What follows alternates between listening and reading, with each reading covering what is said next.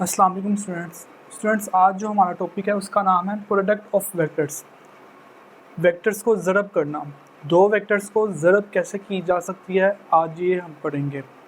हमने last time पढ़ चुके हैं दो वेक्टर्स को ऐड कैसे करते हैं हेड टू टेल रूल के ज़रिए, दो वेक्टर को सेपरेट कैसे करते हैं हेड टू टेल रूल के ज़रिए, और फिर हम पढ़ चुके हैं वेक्टर को मल्टीप्लाई कैसे करते हैं स्केलर क्वांटिटी के साथ। वेक्टर को मल्टीप्लाई जब भी करते हैं स्केलर क्वांटिटी के साथ, उसकी मैग्नीट्यूड उतने टाइम्स बढ़ जाती है लेकिन डायरेक्शन वही रहती है। लेकिन आज हम पढ़ते हैं कि दो वेक्टर्स को ज़रब कैसे की जा सकती है। इसकी दो टाइप्स आती हैं, एक स्केलर प्रोडक्ट आती है जिसको हम डॉट प्रोडक्ट भी बोलते हैं, और दूसरी वेक्टर प्रोडक्ट भी आती है जिसको हम क्रॉस प्रोडक्ट बोलते हैं।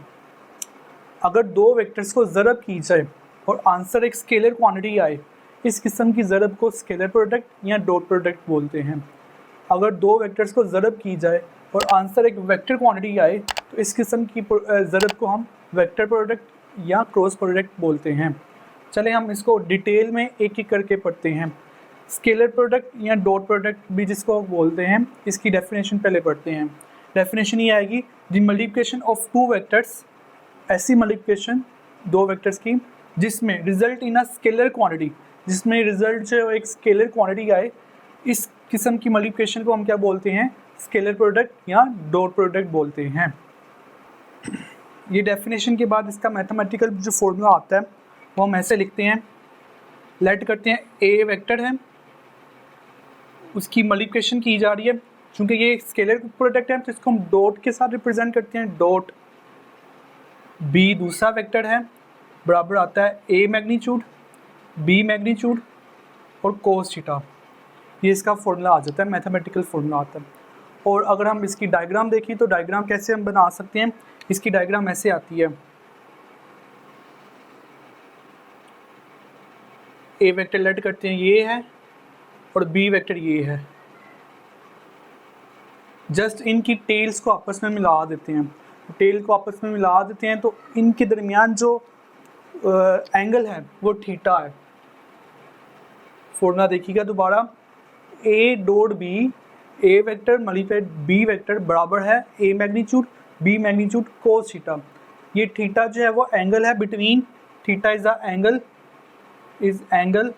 Between a and b. A और बी के दरमियान जो एंगल है वो इसको हम थीटा बोलते हैं। अच्छा, ये कोस थीटा क्यों आ रहा है, ये अभी हम इसके ऊपर भी बात करते हैं। अब ये देखते हैं, इसकी दो इंटरप्रिटेशन होती हैं। एक केस नंबर 1 पे आती है। केस नंबर 1 आता है प्रोजेक्शन ऑफ बी ऑन ए आता है। तो प्रोजेक्शन ऑफ बी ऑन ए, अगर हम ये फॉर्मूले को ऐसे भी लिख सकते हैं, A dot B is equal to A magnitude B cos theta. तो ये फॉर्मूला डायग्राम दोबारा से देखिएगा ज़रा। ए वेक्टर और ये बी वेक्टर। बी वेक्टर से अगर हम एक प्रोजेक्शन ड्रॉ करें तो ये एंगल थीटा है।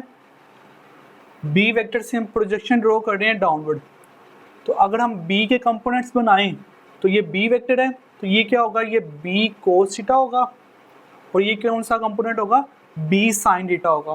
तो ये वाला जो कंपोनेंट है वो क्या है, कंपोनेंट ऑफ बी। बी का ये कंपोनेंट है हमारे पास एक्स कंपोनेंट है जो कि प्रोजेक्शन हुआ है ए के ऊपर, तो हम इसको प्रोजेक्शन ऑफ बी ऑन ए भी बोलते हैं। तो अगर इसको फाइंड आउट करना है projection of B on A, तो ये बराबर आएगा B cos theta is equal to A dot B. ये ए मैग्नीट्यूड उधर जाके क्या हो जाएगी, डिवाइड हो जाएगी। तो ये फॉर्मूला हमारे पास बन जाएगा। नंबर सेकंड जो केस आता है वो ये आता है कि हम ए की प्रोजेक्शन भी तो बी के ऊपर लगा सकते हैं ना। तो ये फॉर्मूला क्या बन जाएगा, डायग्राम ये आएगी, ए और बी ऐसे हैं। अगर हम ए वेक्टर की प्रोजेक्शन बी के ऊपर फोल्ड करवा दें तो ये क्या आएगा, ए कोस थीटा आएगा। तो इसका फॉर्मूला क्या बन जाएगा हमारे पास, इसका फॉर्मूला ये आएगा A dot B is equal to B magnitude A cos theta. तो ये ए कोस थीटा क्या है, कंपोनेंट ऑफ दी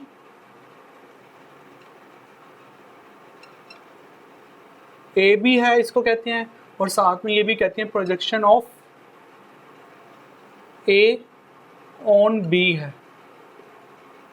अगर projection of A on B निकालना है तो हमने कैसे फाइंड आउट कर सकते हैं, ए कोस थीटा इधर रहने दें, बी उधर जाके क्या हो जाएगा, डिवाइड हो जाएगा। तो फॉर्मूला क्या बन जाएगा, a cos theta is equal to a vector b vector divided by b magnitude आ जाएगा, जिसको हम क्या कहते हैं, projection of A on b cos theta भी बोलते हैं। ये दो इंटरप्रिटेशन करने के बाद हम एग्जांपल देखते हैं कि डॉट प्रोडक्ट की एग्जांपल कौन कौन सी आती हैं। बहुत ज़्यादा एग्जांपल्स आती हैं वैसे तो, उनमें से एक एग्जांपल को डिस्कस करते हैं, वर्क डन।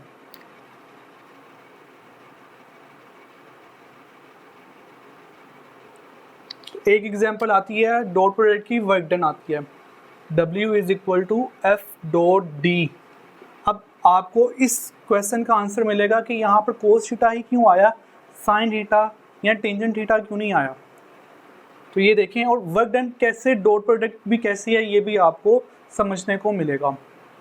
तो अगर हम लेट करते हैं कि एक ब्लॉक है या एक बैग है जिसके ऊपर एक बच्चा जो है फोर्स लगा रहा है इस डायरेक्शन में, और ये बॉक्स यहाँ से मूव करके यहाँ पर आ गया, डिस्प्लेसमेंट इसका इस डायरेक्शन में हुआ। तो अगर हम फोर्स के कंपोनेंट बनाएं, फोर्स का ये वाला जो कंपोनेंट होता है वो एक्स कंपोनेंट होता है, जिसको हम क्या बोलते हैं, एफ कोस थीटा, और ये वाला जो कंपोनेंट आएगा वो कौन सा आएगा, एफ साइन थीटा आएगा। तो आप देख सकते हैं ब्लॉक जो है वो हॉरिजॉन्टल मूव किया, तो block vertical component F sine theta की वजह से मूव नहीं किया, बल्कि ब्लॉक जो है वो हॉरिजॉन्टल अफेक्टिव कंपोनेंट जो है वो एफ कोस थीटा की वजह से मूव किया। तो यहाँ पर हम वर्क डन लिख सकते हैं, वर्क डन बराबर आएगा डिस्प्लेसमेंट साथ में फोर्स का अफेक्टिव कंपोनेंट। अफेक्टिव कंपोनेंट की वजह से ब्लॉक जो है वो मूव करके गया, बैग मूव करके गया। तो अफेक्टिव कंपोनेंट किसके बराबर है, एफ कोस थीटा के बराबर है। तो वर्क डन का फॉर्मूला क्या बन जाएगा, वर्क डन का फॉर्मूला बन जाएगा D F cos theta. D F cos theta क्या आ जाएगा, एफ डॉट डी। तो हम इस तरह ये कह सकते हैं कि जो वर्क डन है वो एक डॉट प्रोडक्ट है। डॉट प्रोडक्ट इस वजह से है क्योंकि जब फोर्स को डिस्प्लेसमेंट के साथ ज़रब की जाए तो जो वर्क आता है वो एक स्केलर क्वांटिटी भी है।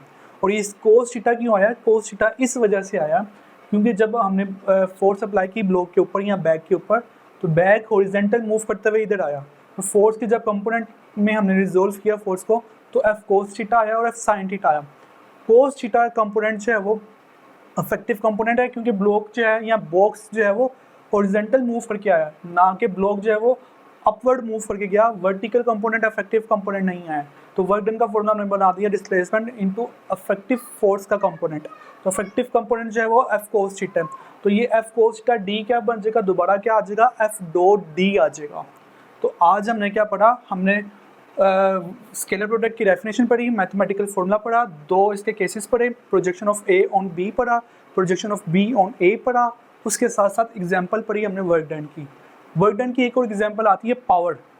पावर का जो फॉर्मूला होता है वो ये होता है, मैं इधर करके लिख देता हूँ, पावर आती है। पावर का फॉर्मूला जो होता है वो ये भी होता है एफ डॉट वी, ये हम आगे जाके ड्राइव करेंगे।